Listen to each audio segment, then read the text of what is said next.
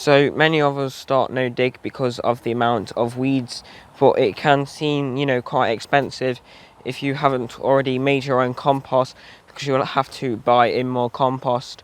So in this video I will show you how to turn a weedy area into a fertile, weed-free growing space, just with some grass clippings and cardboard. So you want to start by clearing away a lot of the weeds, mainly the perennial weeds. Don't worry if you have to dig some of these weeds out, because you've got to do what you've got to do to get some of these weeds out.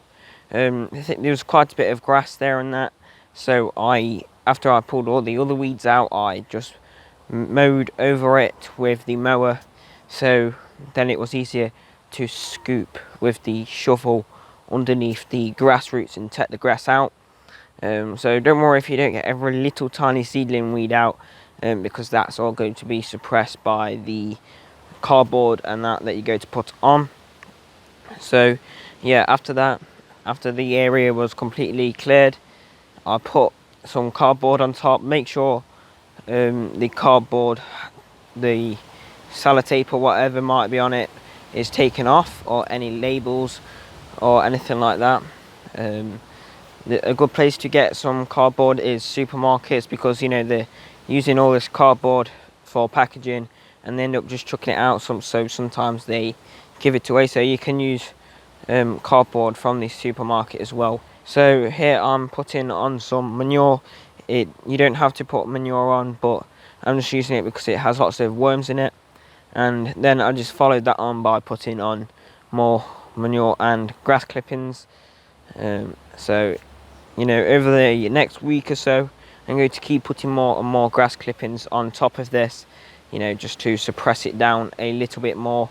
You can do this without cardboard, but the problem is that a lot of the weeds can still come through the grass clippings without the cardboard. So the cardboard also, the insides of the cardboard can also be good for fungi and bacteria, with the little pockets, so that can help break everything down. Compost is definitely the better way to go, but if you're buying it in, you're still going to have to wait a little bit. You can't plant directly into this, so same with these grass clippings and that, you will have to wait a little bit for it to decompose, but it should happen in no time. In a few months or so you could probably start planting in, and then you can still mulch around your new plants to keep weeds and that and moisture in the ground. So yeah, in that time there'll be slugs and that, but if you can take slug prevention, that will be alright before. And in that time, I'm going to do a video in the future on this, but you can be making some compost in that time, so you can then put more compost on top to add more fertility to your soil. So as you can see, I still need to put quite a bit more grass clippings on, but these grass clippings were mown about a few days ago, and there's already some fungi in there. It's already quite warm. I don't know if you can see, it's gone a little bit white. You don't want it to go all sticky and horrible, but if it does go like that, it doesn't really matter, because the top layer is exposed, so that will go nice and dry, so it won't smell too bad if you leave it out. But if you have like just grass clippings in a compost bin and don't turn them, that's when they go all horrible, because it's not getting much air. But exposed like this, it will get lots and lots of air, and obviously there's still the edges and that. But if you're doing this for like raised beds on top of a lawn, on top of grass, it will be fine. Like when I put some here, I will just put it straight on top of this grass here, because this is just grass and moss. It's just where weeds have been, and if you mow weeds, grass will come if you keep mowing a patch of land. So yeah, if you want to do it like that, that's fine. But yeah, this should go all right. I'm going to make some compost to put on top of here in the spring, just some rough compost. But yeah, this is definitely good, and I will do another video as well on why grass clippings can be used as mulch, as they are very useful. So make sure to subscribe for that video in the future. So here, was where we had the peas, and there's not cardboard under here because this was already mulched heavily with well rotted horse manure, so there wasn't many weeds. As you can see, there's just the odd weed still coming through.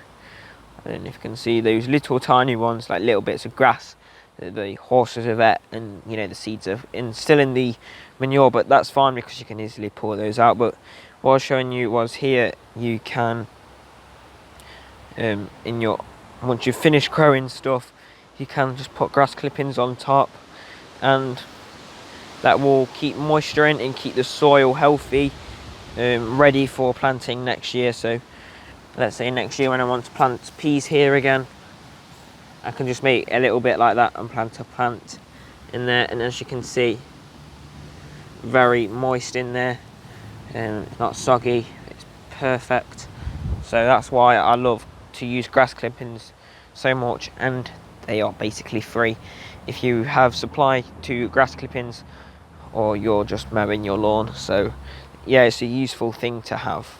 So I hope you enjoyed this video or found it useful in some way, and if so, remember to click that like button and press subscribe with notifications on so you get notified every time I upload a new video.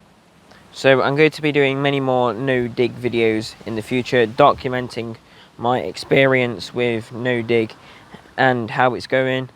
We're going to be using lots of grass clippings and I will be showing you more methods and reasons on using grass clippings and other types of mulch for trees, and suppressing weeds and keeping moisture in, and increasing fertility in your garden. So yeah, we're going to be doing lots of other videos on that hopefully in the future. So I hope if you're trying no dig, I hope it goes all well with you, and please let me know down below in the comments what you're doing to increase soil fertility, keep weeds down, and help boost soil life by keeping moisture in. So yeah, please let me know down below in the comments what you're doing to improve your garden. So also, if you have any further questions, please feel free to let me know down below in the comments. And apart from that, click up here to watch my latest video, and click down here to watch what I have learned from the first year of no dig and what I'm going to improve on for the following growing season. And also click this icon here so you can subscribe to my channel. And I hope to see you all in the next one. So bye bye everybody.